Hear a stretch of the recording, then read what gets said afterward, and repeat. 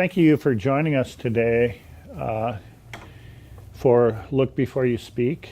And we have a very special guest, Padyn Humble, an artist from Great Falls who's living in Missoula right now. And he's going to be working on something, a work in progress. But it's, I just want to talk a little bit about the program. And thank you so much for coming on and agreeing to do this. You're welcome. Thanks for having me. The concept of the program is, oftentimes television as it's evolved since the late 40s has conditioned the human eye to expect an image to rotate in front of our eyes every second. And so I believe that that's had an impact on the way that we look at and see the world. And so this program is different because it looks at and focuses on an image for a long period of time. And I know that that's kind of boring to a lot of people, but there are people out there that watch, and we like to develop ways of articulating what it is that we're working at. So Padyn, thanks for jumping in and agreeing to do this, and Definitely. We'll take a break here and get set up for you. Cool. This in, and this is, you had mentioned a work in progress, so we're going to let you get started. Okay, that sounds good. And don't feel pressured or anything to talk. I may ask you some questions as you're working. Okay. And so this is a found object assemblage. Yeah, I typically kind of work with found objects and try to add them together in my compositions. I get a lot of inspiration from finding found objects. This one, a friend gave me this skull, and I found this stool at Home Resource. And so it's kind of what I'm figuring out right now is how these objects relate to each other the best. And he was finished at one point. This guy's called High Horse. This is a horse skull. And I found these bows, and I thought it might look pretty good to have the bows screwed on the head and make it kind of a feminine thing. But yeah, he's been living in my studio for a couple of months. And how long have you been working with found objects? Been working with found objects for at least a couple of years now. I didn't really work with them until, about 2 years ago, and I found out that I really like sculpture way more than painting. My head kind of works more 3D, which is nice. And I like being able to kind of work around something. Do you, when you begin to approach something like this, do you work graphically at all? Do you begin by making sketches? And No, I don't actually. I usually can see the work in my head pretty clearly, and then I just kind of work from there. I think. Would you like for me to help you? No. No, it's okay. Okay. It looks a little wonky, and it definitely is wonky, but I think that's part of my practice, is finding out the best way to do something. And I think most of my sculptures are a lot of intuition-based decisions, and I think that's where the lack of drawings or planning comes from. Okay. So I'm just going to kind of unscrew these guys. I think there's a great tradition of working from your subconscious in putting things together. Do you have artists that you look at that have done this type of work?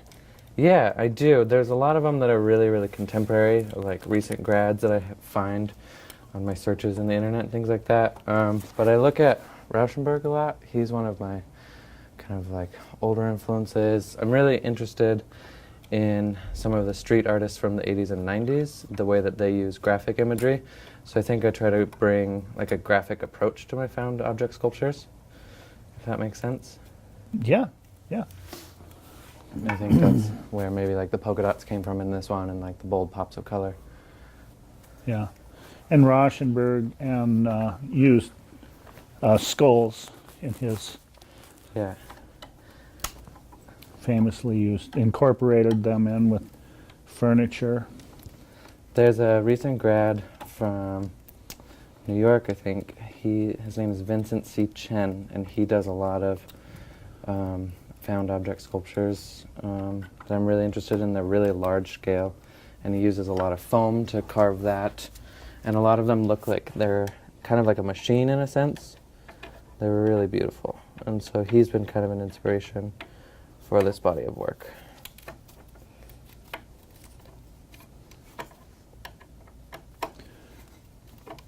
Do you feel like your background has been in painting? I actually feel like my background might be a little bit more in photography.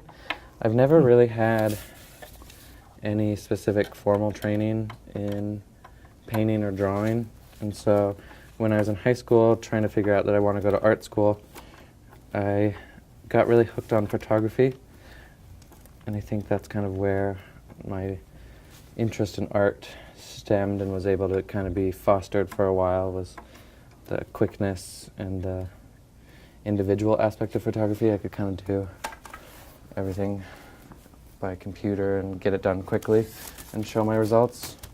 But now I think my work is more influenced by painting after being in school for a couple of years. The painting classes really helped, and I was able to kind of get some of my ideas out in a more direct manner, I feel, that photography didn't really offer. That's interesting. I don't know. But yeah, a lot of my work right now is really influenced by kind of the Western stereotypes and Western imagery. And you grew up in the West. Yeah, I can't get rid of it. Charlie Russell was everywhere growing up. I went to Charlie Russell High School. It's kind of everywhere. The C.M. Russell Art Auction is there in Great Falls every year. So I was very influenced by the West growing up. I think that's kind of funny that it's showing up so much in my work right now, because maybe I don't see it that much, but I'm not really into that style of work. Bronze sculptures and oil paintings and things that Charlie Russell did, I don't find too much inspiration from, but I guess it's seeped its way into my work pretty far. Except that he was an early artist in the States and practiced. He was pretty disciplined about his approach. Yeah. I think that no one can take that away from him. No, definitely.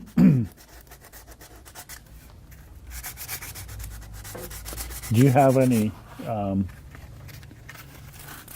for lack of a better description, set of rules that you follow in your head in putting things together? You know, I don't think I do. I'm really loose in my studio practice. I kind of, whatever comes to me is usually what I follow. And right now my work is pretty expansive to where I can't really see any rules between each piece. Maybe rules and color schemes, things like that, but as far as working, I usually just try to be really open with myself in the studio practice and just do it. I feel like I'm pretty casual in the studio, and I never really know what's going to happen, which is kind of fun, but also really scary some days. What do you mean scary? What's frightening? Not scary in like a literal sense of the term. I think it's more scary that you may get to the studio and have no idea what you're going to do that day. And maybe like scary in a good way. You're like, you get there, you don't have a plan. You're challenged. Yeah, you're challenged. You don't have a plan, and by the end of the day, you may have a brand new sculpture or a brand new painting. And I think that's what's really exciting about it. Then lately, with the way that I'm working for my BFA exhibition, I do plan a lot before I get to the studio, so I don't feel like I'm wasting my time. But in the off times that I don't have any events or shows coming up, I'm usually pretty rule-free. But I usually, right now, I make plans for the things that I need to do before I get in there, just so my studio time is valued.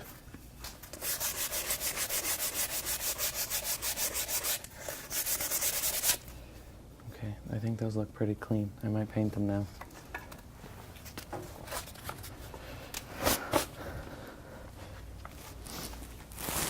I kind of picked a color at random today, and I think That might be fun. Maybe I'll paint over it later, but I picked this kind of neon seafoam pea color. Okay. And I'm not sure if it's the best one, but I really like it. Make sure those don't get paint on them.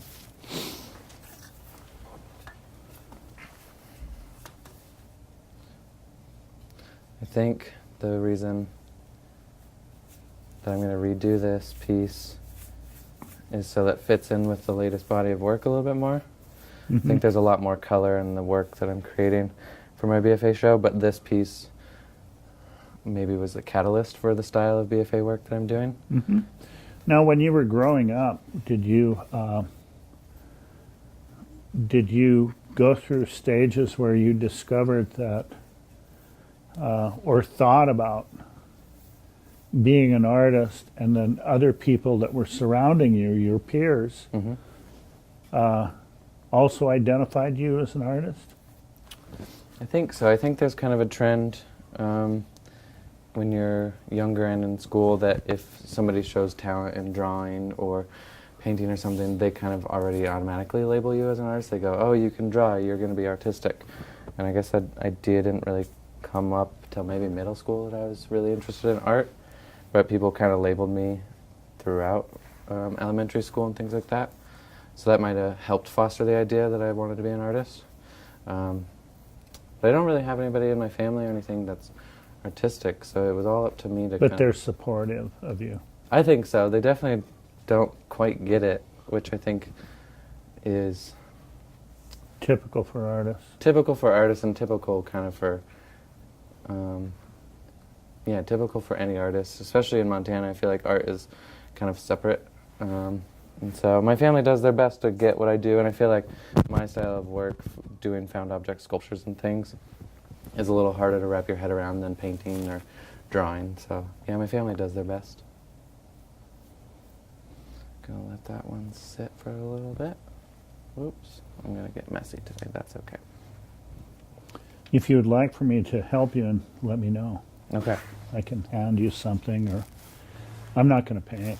Do you want to be my assistant today? Yeah, did you, so I noticed you're talking about colors in a very casual way, and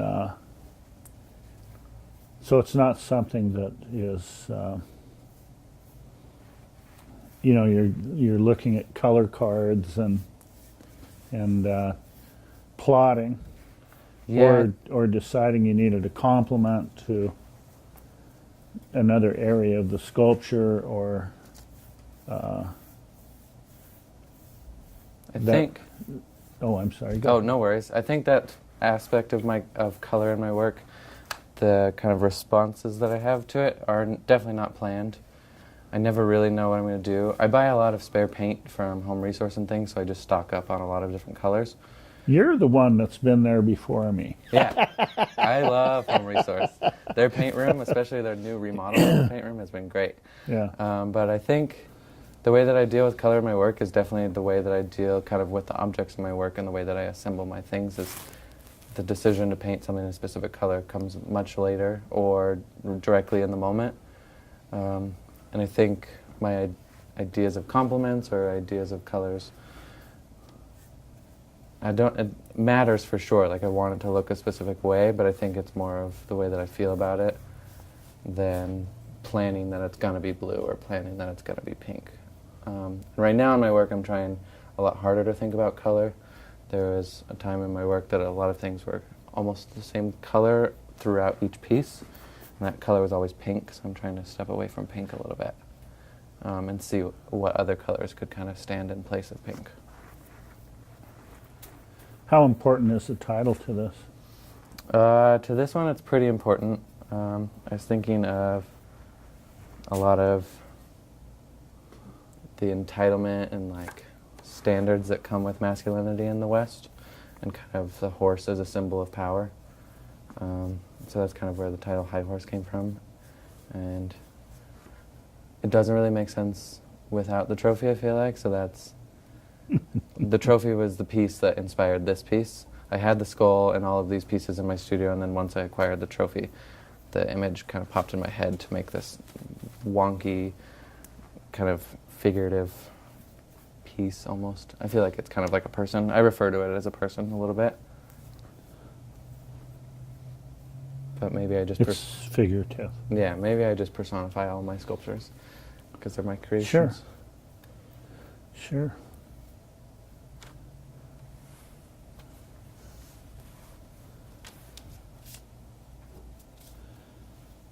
And do you intend to include this in next exhibition?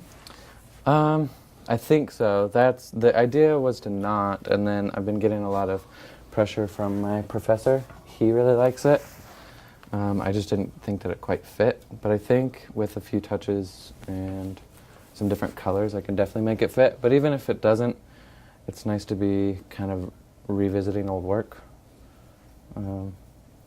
And I'm making quite a few other things too, so if it doesn't fit in the gallery or the space that I've been allotted, then I think I'm okay with it not going in there. I'm hoping that we can get a final image of this piece. Definitely. If that's possible. And you have a long way to go today, and I'm not sure we're going to be able to be with you through the entire execution. But Yeah, that's okay. I can definitely send a photo. yeah.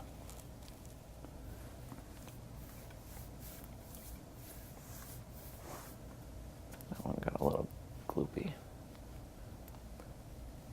I heard that you collect president heads. Is that true? Yeah, I do. I kind of, we're sidetracking from your work. That's okay. That's not very fair, and our audience would be completely bored with my, but yes, I do. I read everything I can about the presidents, so I have quite a library, and I do find it kind of fascinating to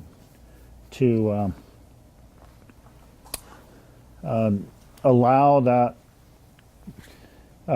information to kind of drive what I collect, and I do assemble them and play around with them. Nice. For sure. Yeah, Catherine told me that. Yeah. I collect paintings for Marianne every now and again when I find a good one for her. So if I see a president head, I'll get one and give it to Marianne to give to you. They have, that's very nice of you. It's the camaraderie of artists on the same journey in life, going, okay, hey, can you use this or this or this? Do you have something that drives your collecting? Yeah, I think I look for a lot of kitsch objects when I'm at the thrift stores or the antique stores, wherever I look, and things that I think I could maybe recontextualize, like cowboy boots or truck hitches, horse skulls, things like that. I feel like anything that's kitschy and or Western, at least right now, is what I look for. And my studio mate Erin collects a lot of things too, whether or not she actually uses it in her work. So that camaraderie that you're talking about is, we trade back and forth in our studio all the time. That's great. She'll do like a studio cleanup and she'll say, do you need this? And I say, probably not, but I'll take it. So that's really nice. I really like that aspect of art. When you meet people that are interested in similar things, you kind of just help each other out. Oftentimes, like when I hear you talking, it makes me think that artists from an early age see the world differently. Like writers and poets, dancers, visual artists for sure, have no fear of recontextualizing the world. So many people do, though. But artists, poets, no fear whatsoever of like taking something and putting it with something else and completely changing the meaning of it. And I think that is pretty consistent. I'd agree with that. I think, I mean, there's so many things out there that we're paying attention to all the time. So if we just make them the same as what we see them as, then there's no fun in that. And I think it's super exciting in the studio practice to be able to find objects and find the meanings and completely switch them around, because we're all just doing the exact same thing. If nobody recontextualized, everything would be very boring. So somebody's got to do it. Yeah. There you are. That's great. It's your mission.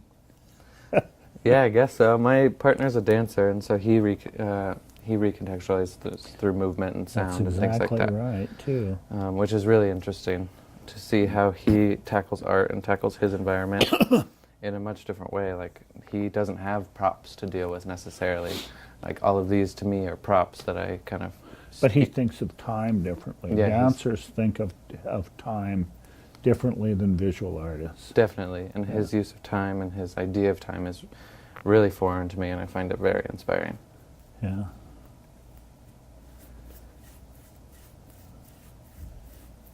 One thing I think art does is we're looking at this and just watching you paint, and I think art helps us, or should help us, empathize with different points of view of life and the world, and as you're putting this together, you know, maybe people are going, "What is he doing?" And that's a great question. How is this person putting this together? Why is he putting this together? Why is he using this color? All of those are great questions as people are watching today. Those are better questions than, I think, because the way that we're looking is sped up, and our eyes are being conditioned to demand entertainment. We often rush to judgment. And one of the things with this program is just trying to get people to slow down and ask those questions. Why is he doing this? Why is he using that color? And really looking and not making judgments about, I love this sculpture, I hate this sculpture, you know. Because the judgment statements are way more natural. Yeah. They're intuitive. That's what I hope to achieve with this program, is just a sense of patience and changing the way that we look. It'd be nice to get from some people, because I definitely think that they view art as this foreign object, and so they look at it immediately and they go, I don't know why he did that, and I don't really like it visually, so I don't really have any questions about it.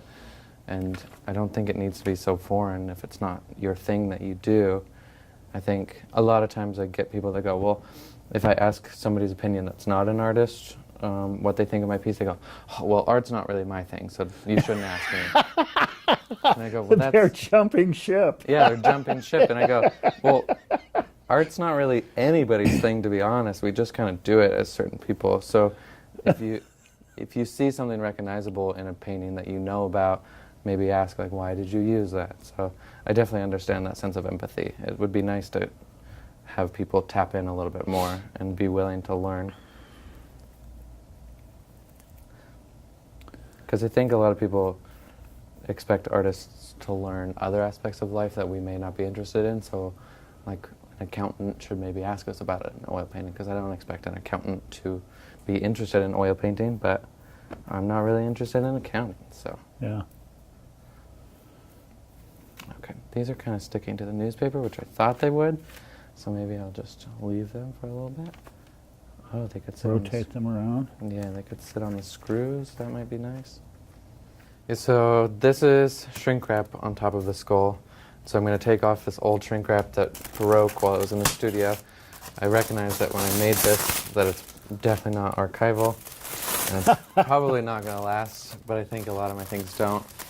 So in order to show it again, I'm going to rewrap it with some new shrink wrap, and then maybe put a new pattern on it, see what that does, or a different color of polka dots. Last time I did it, I've shrink wrapped this thing so many times, it's ridiculous. I think the first time that I tried to So make how do you actually have shrink wrap that you wrap on there yourself and then you... Yeah, so I have shrink wrap. I got it from the winterizing your windows section. Oh, okay, okay. And that's what I put on there. And then I kind of just, I think I need to find a better system. I just tape it to the bottom. Maybe I could staple it, but since it's fragile plastic, I'm not really sure what the best option is. How important is that layering of the skull? I think it's kind of important visually. I'm not sure compositionally, but visually I think it helps cause a sense of preciousness to the skull and a barrier from the audience that they can't just immediately access it. And I like that barrier. And are these bows from a... From thrift stores, yeah. Okay. I'm not sure what they came from. They have hooks on them, so I think you can hang them on your wall, but I can't picture why you would hang those on your wall. Well, I wanted to just thank you so much for coming in today and talking about this piece. And just as we begin to wrap up here, can you talk a little bit about how your plan to complete the sculpture? Yeah. I'm not sure if the painting of the legs is exactly what I want. I definitely think that difference of color between woods would be nice. I might also cover the legs in plaster and make them a little bit of a different shape, or just a different texture.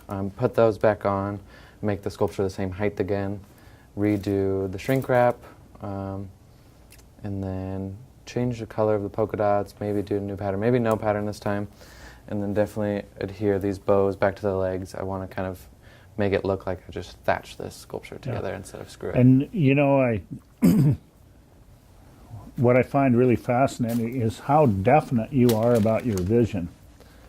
You really know exactly what steps you're going to take to complete the sculpture. I think that is kind of the only thing I know in my studio practice is once I have an idea of the piece in my head, I definitely know the steps I need to get to finish that piece, but kind of in between pieces is when I start to lose it in the studio a little bit.